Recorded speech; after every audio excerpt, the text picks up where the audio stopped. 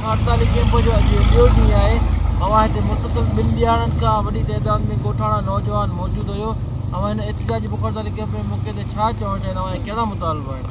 साईं, असांजा मुतालबा इहे आहिनि त असां पाकिस्तान बणजण खां हीउ ॻोठ पहिरीं जो आहे ऐं वरी हिते बि असांखे एज़ाज़ मिली वियल आहे। जेको अवामी लीग जो जेको पाकिस्तान तहरीक जो जेको ज़िले मलीर जो सदर हो उहो बि असांजे ॻोठ जो हुयो।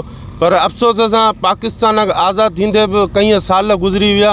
अॼु बि असीं पाणीअ जे फुड़े फुड़े लाइ तरसूं पिया ऐं जेके बि मुंतख़ब नुमाइंदा ईंदा आहिनि उहे जेको लैंड ग्रेबरें जी कची आबादी सरपरस्ती कंदा आहिनि, पर असां ॻोठाणे खे उहो फुड़े फुड़े जे लाइ तरसाए वेठा आहिनि ऐं उन जूं भत्ताखोरियूं उन जूं कमीशनूं हलनि पियूं। सिर्फ़ु असां मक़ामी माण्हूअ खे न रोज़गार आहे, न सिहत, ना ई के रोड आहे, ना ई के ॿियूं के सहूलियतूं आहिनि। असांजूं यकीन सां हिते असांजे ॻोठ जे अंदरि 2 कंपनियूं आहिनि टेक्सटाइलूं, पर जंहिंजो बि NRC कार्ड पीसरंदीअ जो हूंदो आहे त यकीन सां उनखे रोज़गार न ॾींदो आहे। छाजे करे हिते बि भत्ताखोरी पर्ची हले पई, पर्चीअ ते माण्हू रखिया वेंदा आहिनि। असांजा नौजवान मजबूरनि ऐं नफ़सियात जा शिकार ऐं जेको मंशियात ते रुख करे चुका आहिनि। छाजे करे ना ई हिते का उन सहूलियत आहे, न का सिहत जी आहे, न पाणीअ जी आहे।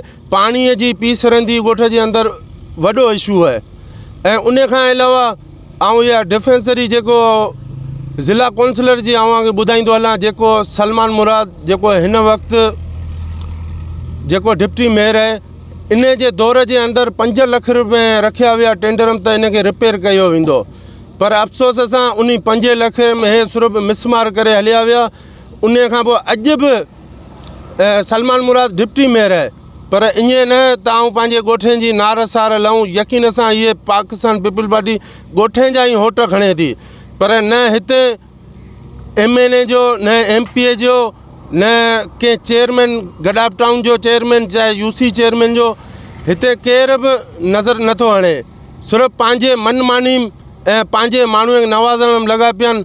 असां पीसरंदी वासी हिकु फुड़े फुड़े लाइ तरसूं पिया पाणीअ जे लाइ। महिरबानी।